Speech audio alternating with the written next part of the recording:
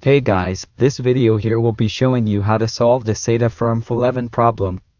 Anyone who has a Kingston A400 can run the risk of these problems with you, or if you haven't already, if you're watching this video you've probably already it happened to you and you want to solve it, but I discovered a method here that allows you to recover the SSD but not use files.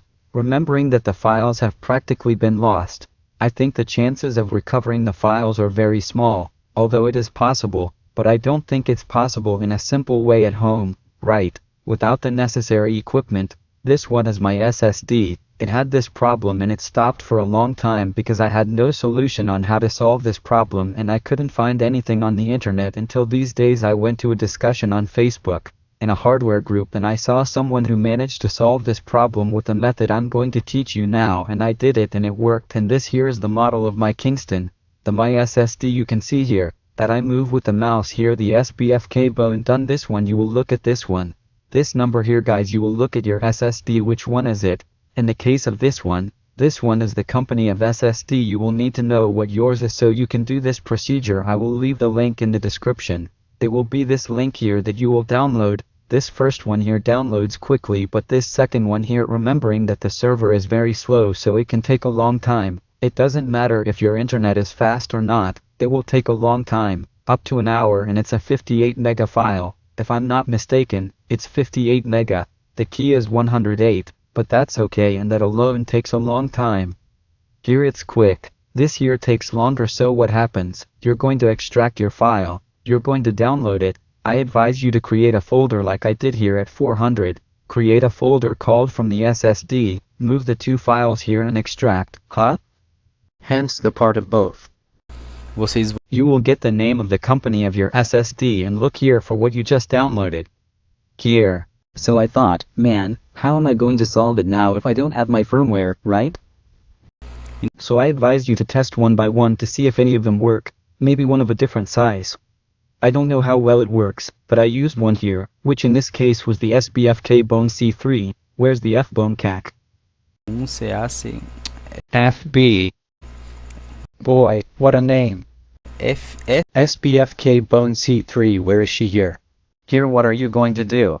After you choose your firmware, like it is here, you will copy it. In my case it is different, but because you don't have mine, if you have it, you will copy yours and put it here in this 11 flasher folder, and we will copy it here.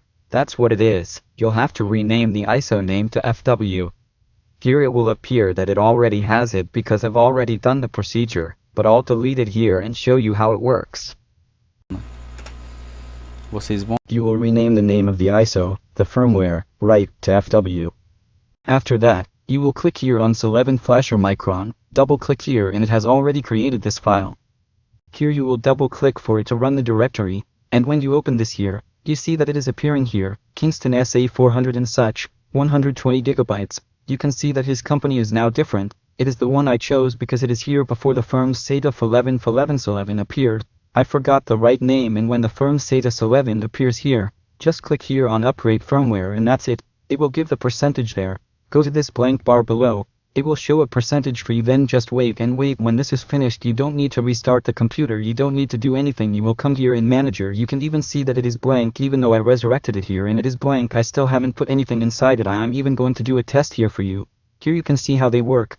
I have the boot DLC here. With here I have the crystal disk mark. It's this one, the G, which is empty. I'll leave it doing the test here while I go show you here what you have to do after it does this here. With the SSD it will not magically appear here. You will have to go here to manager, then to disk manager, and immediately an initialized disk message will appear. If this doesn't happen, there will be a disk here that will be black. If I'm not mistaken, you will click on it and it will appear to boot or create the partition, something like that. I don't remember exactly because I already did this. This is unit 15 that I am recovered, and that's it guys. Look here, the SSD is cool. It's at its maximum speed, and that's it. This solved my problem, and I hope it solves your problem, and